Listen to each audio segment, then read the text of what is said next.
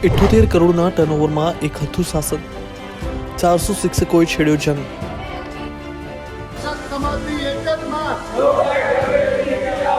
છેલ્લા કેટલાક વર્ષથી એક હતું શાસન બેસાડવામાં આવ્યું છે અને શિક્ષકો પણ પરેશાન થઈ રહ્યા છે. તટસ્થ તપાસ થાય તો મોટું કૌભાંડ બહાર આવી શકે છે. સભાસદોને પૂછ્યા વિના ઓન રેકોર્ડ 18 થી 19 લાખનું પોથાવાડા ખાતે બીજી મંડળીનું મકાન ખરીદ દર વર્ષે 2 લાખના એસીઓના બિલ ઉધારવામાં આવી રહ્યા છે.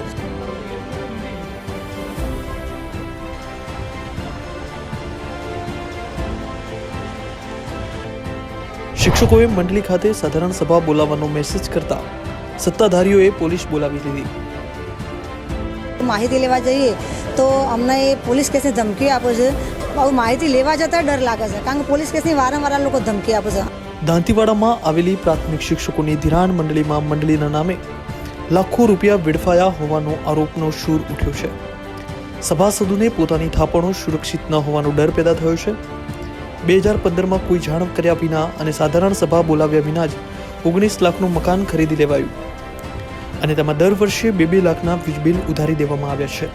ઘી દાંતીવાડા શિક્ષક સરાફી મંડળીની અંદર અમારા ઘણા બધા શિક્ષકોની થાપણો હોય છે. બધાને જેમ બેંકની અંદર ડિપોઝિટ હોય એમ મંડળીમાં થાપણ હોય એટલે સુરક્ષિત હોય એવું લાગે, પરંતુ એક મોટું ઉદાહરણ આપીએ તો 2015ની અંદર કોઈપણ સાધારણ સભા કર્યા વિના, સભાસદોને પૂછ્યા વિના ઓન રેકોર્ડ 18 થી 19 લાખનું પોથાવાડા ખાતે બીજી મંડળીનું મકાન ખરીદ્યું. આટલો નાનો તાલુકો, અહીંયા કોઈ એક મકાન પણ ઇનફ છે તો 2 મકાન ખરીદ્યા અને પાથાવાડા મંડળીના મકાનમાં દર વર્ષે 2 લાખના એસીઓના બિલ ઉધારવામાં આવી રહ્યા છે. તો આ શિક્ષકોની થાપણો ક્યાં સુરક્ષિત છે, એનો દુરુપયોગ થઈ રહ્યો છે, એ પણ આ મંડળીનો એક મુખ્ય મુદ્દો છે. કરોડોના વહીવટવાળી આ મંડળીમાં તો કેટલી મનમાની અને સત્તાધારી સંચાલકોએ છેલ્લા 10 વર્ષથી શિક્ષક સભાસદોને હિસાબો જ નથી દેખાડ્યા. શિક્ષકોના કડક વલણને જોતા હવે નોબત એવી પણ આવી શકે કે કદાચ 400 સભાસદ આ મંડળીમાંથી પોતાની થાપણ ઉપાડવા તૈયારી દર્શાવે અને એનું પરિણામ બધા જ લોન ધારકો પર બોજ બની જાય. દાંતીવાડા સરાફી મંડળીમાં અત્યારે 600 જેટલા ખાતા ધારકો છે, પણ 600 કરતાં વધારે પણ થયા હોય, કારણ કે એ તો અમને ખબર નથી, કારણ કે અમે એવા કોઈ રેકોર્ડ હજુ સુધી જોયા નથી. છેલ્લા 9-10 વર્ષથી અમને એવા તો કોઈ રેકોર્ડ બતાવવામાં આવ્યા નથી. પણ માની લો કે 400 જેટલા ખાતા ધારકો એવા છે કે જેમની થાપણો પડી છે. હવે એમને તો ઓલરેડી વિશ્વાસ રહ્યો નથી, કારણ કે છેલ્લા 9 વર્ષથી આવા કોઈ હિસાબો ન બતાવ્યા હોય, અને જો એ પોતાની થાપણો લઈ લે તો બાકીના જે 200 કે એવા જે પણ છે ખાતા ધારકો, કે માની લો કે મારા જેવા લોન ધારકો છે, તો એમને તો સીધો રેટ વધી જવાનો. હવે જો આ રેટ વધે તો નુકસાન પણ અમને થવાનું, અને લાંબા ગાળે શું થાય તો આ મંડળી આખી ભાગી પડે. અને અમે એવું ઈચ્છતા નથી, એક ખાતાધારક તરીકે, તો એક શિક્ષક તરીકે અમે એવું ઈચ્છતા નથી કે કોઈ પણ વિવાદો આવા થાય, કારણ કે કેટલાય શિક્ષકોના પાછળ સમય બગડે છે. આવા વિવાદો અમને પોસાય એમ જ નથી.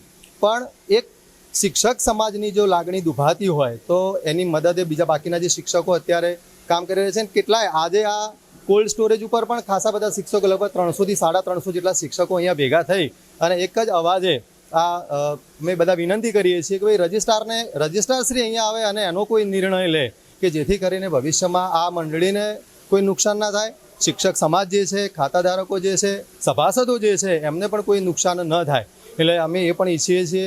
આ વિશેષ વધારે મારે કંઈ કહેવું નથી. આ મંડળીના સંચાલક મંડળ દ્વારા ન્યાય માટે આગળ આવતા શિક્ષકોનો અવાજ દબાવવા પ્રયાસ કરાય છે. એક મહિલા સભાસદ જ્યારે પોતાના નાણાંનો હિસાબ માંગવા જાય તો એની વિરુદ્ધ પોલીસ બોલાવી કાર્યવાહી કરવામાં આવે છે. આ તો કેવી તાનાશાહી! અમે મંડળીમાં જો વહીવટની વાત હોય કે હિસાબની વાત હોય અથવા આમાં કોઈ લોનના હપ્તાની વાત હોય, જો માહિતી લેવા જઈએ તો અમને એ પોલીસ કેસની ધમકી આપે છે. અને અમને પોલીસ સ્ટેશન પણ અમારે જવું પડે, જેમ અમે ખોટા હોઈએ તે અમે જવાબ આપવા પણ ગયા પોલીસ સ્ટેશન. એટલે કે ટૂંકમાં એક હતું શાસનમાં અમે ખૂબ પરેશાન થઈ જઈએ.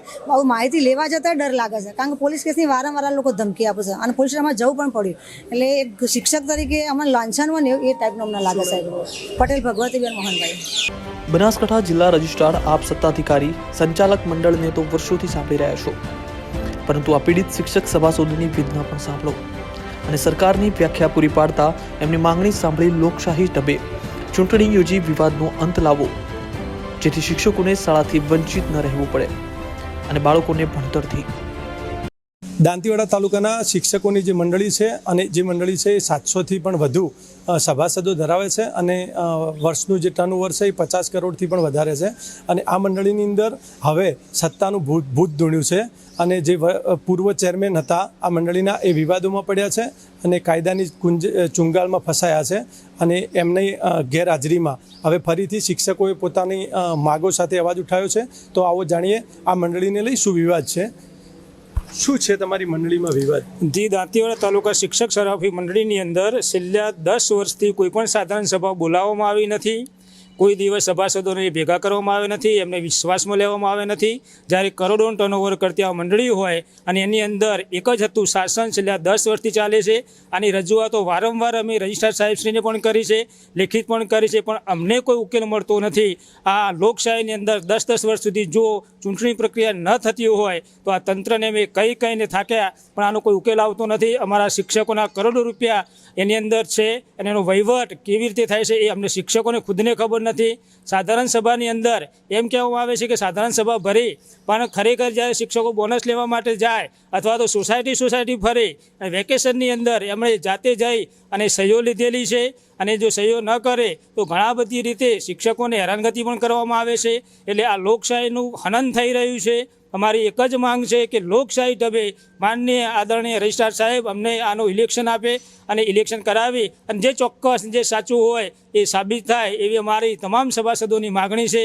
નહીં તો અમારે આના માટે ધરણા અથવા તો આગળના જે કંઈ સહકારયુક્ત સહકારમાં મળી અને સાથે રહી અને અમારે પગલાં ભરવા પડશે. આ જ અમારી ખાસ વિનંતી અને આનો કોઈ ઉકેલ મળે એવી આશા રાખીએ છીએ. અત્યારે તાલુકાના કેટલા શિક્ષકો એકજૂથ થઈ અને અહીંયા એકઠા થયા છે? આજે મહારાજા કોલ્ડ સ્ટોરેજ પર દાંતીવાડા તાલુકાના 350 ઉપર શિક્ષક મિત્રો અહીંયા જે સભાસદ હતા એ અહીંયા એકઠા થયા અને શિક્ષકોનો એક જ અવાજ હતો કે અમને માત્ર ઇલેક્શન આપો, જેની જીત થશે એ મંડળી ઉપર શાસન કરશે અને એમની સભ્યો દ્વારા મંડળીનો વહીવટ ચાલશે તો અમને માન્ય છે. બાકી ઇલેક્શન વગર અમને આ મંડળીમાં કોઈ રસ નથી. તો આ જે શિક્ષકો છે એમને જે મંડળી છે અને જે એના હેતુ છે એ હેતુની સુવિધા કે સેવા નથી મળતી અને તેને લઈ અને આ જે શિક્ષકો છે તેમનો વિરોધ નોંધાઈ રહ્યો છે. આપણી સાથે અન્ય પણ શિક્ષકો છે, એમની જોડેથી જાણીએ કે કયા પ્રકારે મંડળીને લઈને તેઓ ત્રસ્ત છે. શું છે પરિસ્થિતિ મંડળી? પરિસ્થિતિ એ છે કે છેલ્લા કેટલાક વર્ષથી એક હથ્થું શાસન બેસાડવામાં આવ્યું છે અને શિક્ષકો પણ પરેશાન થઈ રહ્યા છે. કારણ કે હાલમાં જે ચેરમેનની નિયુક્તિ, દાખલા તરીકે આપણે વિચારવા જઈએ તો આખી કમિટી છે એ પોતાના મનસ્વી વર્તનના લીધે પોતે એક હથ્થું શાસન લઈ અને કોઈ શિક્ષકોને પૂછ્યા વગર, શિક્ષકોને કોઈ જાણ કર્યા વગર ચેરમેનને પણ બેસાડી દેવામાં આવ્યા છે અને આખી કમિટી બેસાડી છે. જ્યારે શિક્ષકો કોઈ પૂછે છે કે તમારે કશું એમાં ઇન્વોલ્વ થવાનું જ ના હોય, બરાબર, અને જ્યારે પણ લેટર પેડ દ્વારા કે ખુલ્લું વોટ્સઅપ મેસેજ દ્વારા ધમકીઓ આપવામાં આવે છે, આ કોઈ કઈ રીતના આપણે સહન કરી શકાય? અને ભવિષ્યમાં જો આનું કોઈ નિરાકરણ નહીં આવે તો ગાંધી ચિંધ્યા માર્ગે આંદોલન કરવામાં આવશે. મંડળીના વર્તમાન જે ચેરમેન છે તેઓ એવું જણાવે છે કે અગાઉ પણ અમારી મંડળીના તાળા તૂટ્યા છે અને મંડળી વિવાદમાં આવી છે, તો આજે પણ ત્યાં પોલીસ પ્રોટેક્શન ગોઠવવામાં આવ્યું છે. તો આ બાબતે આપ શું જણાવશો? આજે અમે દરેક સભાસદને મંડળીના મકાને 12:30 વાગે એકઠા થવાનું કહ્યું હતું, પણ મંડળીના વર્તમાન ચેરમેનશ્રીએ પોલીસ બંદોબસ્ત માગી અને અમને ત્યાં ભેગા થવા દીધા નથી. હવે સ્થળ બદલી અને મહારાજા કોલ્ડ સ્ટોરેજમાં ભેગા થયા છીએ, પણ એ લોકો એક હથ્થું શાસન કરવા માટે એમના જાતે જ કારોબારીની નિમણૂક કરી દે છે અને જિલ્લા રજિસ્ટ્રારમાં આપી દે છે. જિલ્લા રજિસ્ટ્રારશ્રીને અમે વારંવાર રજૂઆત કરી છે, લેખિત રજૂઆત કરી છે, તો પણ રજિસ્ટ્રારશ્રી પણ અમને કોઈ જવાબ આપતા નથી અને સીધા કહે છે કે બોર્ડ ઓફ નોમિનીમાં તમે આ ચૂંટણી પ્રક્રિયાને પડકારો. પણ કોર્ટમાં જવા માટે અમે શિક્ષક છીએ, ગુરુજી છીએ, અમે શિક્ષણના ભોગે આ બધું કરવા માગતા નથી. એટલે અમે તો જિલ્લા રજિસ્ટ્રારશ્રીને એક જ અમારી વિનંતી છે કે ભાઈ અમને લોકશાહી ઢબે તમે ચૂંટણી આપો કાં તો ખાસ સાધારણ સભા બોલાવો, તમારા જે પ્રતિનિધિ નિયુક્ત કરી અને ખાસ સાધારણ સભા બોલાવો અને પછી ઇલેક્શન જાહેર કરો. બસ અમારી આટલી વિનંતી છે. આ સાધારણ સભા માટે જો કોઈ તમારો હલ ના નીકળે, તમારી માગ પૂરી ના થાય, તો આગળ તમે કઈ રીતનું સ્ટેપ લેશો અથવા તો કામગીરી કરશો આ બાબતે? તો આમાં કોઈ હલ જિલ્લા રજિસ્ટ્રાર નહીં કાઢે તો અમે માન્ય કલેક્ટરશ્રીને રેલી સ્વરૂપે ગાંધી ચિંધ્યા માંગે આવેદનપત્ર આપીશું. ત્યાંથી પણ અમારું જો નિરાકરણ નહીં આવે તો અમે સીએમ કાર્યાલય અહીંથી શિક્ષકોની ગાડીઓ ભરી 1 દિવસ રજા મૂકી અને સહકાર મંત્રીશ્રીને પણ રજૂઆત કરીશું. અત્યારે વર્તમાન મંડળીની અંદર કેટલા સભાસદો કાર્યરત છે અને આ વિવાદથી હવે પછી જે આ સભાસદો છે એમના ઉપર આની શું અસર પડી રહી છે? અત્યારે લગભગ 650 જેટલા સભાસદો છે મંડળીમાં અને છેલ્લા 10 વર્ષથી એક ધાર્યું શાસન કરે છે. વારંવાર અમે માગણી કરીએ છીએ કે ભાઈ અમે સાધારણ સભા આપો. બીજું કે ભાઈ 5 વર્ષ પૂરા થયા તો એનું ઇલેક્શન આપો. અમે આના માટે 9 વર્ષથી લગભગ છેલ્લા 4 વર્ષથી રજિસ્ટ્રાર ઓફિસમાં વારંવાર આરટીઆઈ કરી અને ચોપડા અને એની માહિતી માંગી છે, પણ અમને એના વિશે પણ કશું કોઈ ખુલાસો આપ્યો નથી. હાલમાં તમારી મુખ્ય માગ શું છે? અમારી મુખ્ય માગ એ જ છે કે ભાઈ છેલ્લા 9 વર્ષથી જે શાસન ચાલે છે તો રજિસ્ટ્રાર સાહેબ એમને લોકશાહી ઢબે એમને ઇલેક્શન જાહેર કરી આપે. એ શક્ય એમના માટે ના હોય તો રજિસ્ટ્રાર સાહેબ હાજર રહી અને ખાસ સાધારણ સભા રચી અને જે હોય સાધારણ સભાનો નિર્ણય કરી નવા સભ્યોનું નિયુક્તિ કરી શકે છે. તો અત્યારે દાંતીવાડા શિક્ષકોની મંડળીમાં 2 ગ્રુપોમાં વહેંચાયા છે સભાસદો, અને આ એક ગ્રુપ જે છે એ સભાસદો ઇલેક્શન માગે છે અને લોકશાહીની ઢબે પોતાની મંડળીની અંદર સત્તા બદલવા માગે છે અને પોતાની જે સત્તા છે એને ન્યાયિક રીતે આની અંદર તેમને ઇલેક્શન કરી અને આગળની મંજૂરી મળે એવી માંગ કરી રહ્યા છે. વર્તમાન ચેરમેન ભરત વ્યાસને આ બાબતે પૂછતા પહેલા તો મંડળીમાં કોઈ વિવાદ ન હોવાનું રટણ કર્યું અને પોલીસ કેમ બોલાવવાની ફરજ પડી પૂછાયું તો તેમને યાદ આવ્યું કે સાધારણ સભાનો મેસેજ જોયો છે અને ક્યાંક મંડળીમાં ચોરી થઈ જશે તો એટલે એમણે પોલીસ બોલાવી લીધી, કેમ કે તેમણે જણાવ્યું હતું કે અગાઉ પણ મંડળીના તાળા તૂટ્યા હતા એટલે ડરથી પોલીસ બોલાવવાની ફરજ પડી હતી. વર્તમાનમાં શું મુદ્દો કે ના, હું અહીંયા મંડળીમાં ચેરમેન છું. આજનો જે વિવાદ છે મંડળીને લઈ શું વિવાદ તો જો કે કશું છે નહીં, બરાબર, પણ આ લોકો માનો કે જે અમુક લોકોએ એક સાધારણ સભાનો મેસેજ મેં જોયો, વોટ્સઅપમાં જોયો, એટલે મને એવું લાગ્યું કે કદાચ આટલો મોટો સમૂહ માનો કદાચ કોઈ કંઈ આવે, કોઈના કહેવાથી ના પણ આવે, બરાબર, તે છતાં પોલીસ પ્રોટેક્શન આપણે લઈ લેવું જરૂરી હતું. કારણ કે અગાઉ પણ તાળા તૂટેલા છે અને તાળા બીજા નવા નાખેલા પણ છે મંડળીમાં. એમ કે મંડળીમાં ચૂંટણી બરાબર નથી, આમ નથી, એમને પછી એવી રીતે બધું એ લોકો કહેતા પાછા, બરાબર. અને એને ચોક્કસ અસંતુષ્ટ વ્યક્તિઓ, તમે કહો કે આ નાણાકીય સંસ્થા છે, આ એક સભાસદોની જ મંડળી છે, બરાબર, એટલે એવા પ્રકારે માનો કે નાણાકીય સંસ્થાને કોઈ નુકસાન થાય તો એ પહેલાં પોલીસ પ્રોટેક્શન કરી લેવું જરૂરી લાગ્યું મને, એટલે મેં અરજી આપેલી પોલીસ સ્ટેશન, દાંતીવાડા પોલીસ સ્ટેશનમાં, બરાબર.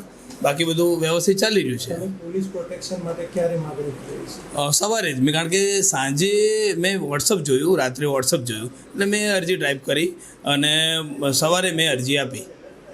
એ લોકો જે સામેનું જે ગ્રુપ છે એની અંદર મતલબ કે કેટલું કઈ રીતનું છે તમારા અંદરથી જે સભાસદો છે એમાંથી મોટી સંખ્યા એ બાજુ છે કે મોટી સંખ્યા તમારી બાજુ? ના, એવું નથી, એવું કોઈ મોટી સંખ્યાઓ નહીં. આ 650 ઉપરના સભાસદો જે છે અને મંડળીના હિતમાં બધા કામ કરી રહ્યા છે, બધા સરસ મજાનો સ્ટાફ આપણો કામ પણ કરે છે, બિલકુલ પારદર્શક વહીવટ છે, એટલે એવું કોઈ છે નહીં. તમારા અગાઉના જે ચેરમેન હતા એમનો જે ઇસ્યુ અથવા તો પ્રોબ્લેમ છે એના કેટલા સમય પછી તમારી વરણી કરે છે?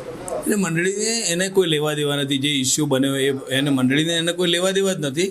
પછી એના લગભગ 25-4 અને મને લગભગ 1.5 મહિના જેવું થયું મારે. અત્યારે હું ચેરમેન તરીકે 1.5 મહિનાથી છું. પોતાના હકની માંગણી કરતા એકઠા થયેલા શિક્ષકોના મંડળીના વહીવટ પર અનેક આરોપ છે, જેમાં વર્ષોથી સાધારણ સભા ન બોલાવાઈ હોવાનો અને તેમની અનેક પ્રકારે હેરાનગતિ કરવા હોવાનો આરોપ છે. જ્યારે વર્તમાન ચેરમેન ભરત વ્યાસ જણાવે છે કે સાધારણ સભા તો નિયમિત થાય છે. જો સાધારણ સભા છે ને એ નિયમિત દર વર્ષે મંજૂરીથી અમે કરીએ જ છીએ, બરાબર, અને એ રૂટિન વસ્તુ છે, કરવી જ પડે અને એ કરીએ જ છીએ. અત્યારે મંડળીમાં કેટલા સભાસદ છે?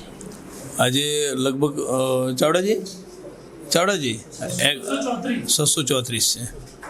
આ જે છે એની અંદર બધા જ સભાસદોની લોન ઉપાડવાની પ્રક્રિયા થતી છે કે સીમિત લોકો? ના, સીમિત લોકો, એવા કેટલાય છે લોકો થાપણો પણ મૂકે છે અને એવા કેટલાય જે છે જે જરૂરિયાત મુજબ આપણે લોન આપીએ છીએ. આખી ટોટલ મંડળીની ડિફોલ્ટર ખરા? ના, ડિફોલ્ટર તો નથી હજી સુધી તો, કારણ કે એના ઓડિટ થાય છે. આ મંડળી કોઈ સાધારણ મંડળી નથી અને એટલે જ સત્તાના સંગ્રામની નોબત આવી છે. આ મંડળીમાં 634 સભાસદો છે. વર્તમાન સમયમાં 2,96,73,000 શેર ભંડોળ છે, જ્યારે આ મંડળી વાર્ષિક 78,61,00,000 ટર્ન ઓવર ધરાવે છે અને આ મંડળી દ્વારા 400થી વધુ સભાસદોને ₹21 કરોડનું ધિરાણ અપાયું છે. આ મંડળીમાં 2014થી ચેરમેન તરીકે જિગ્નેશ ત્રિવેદી રહ્યા છે.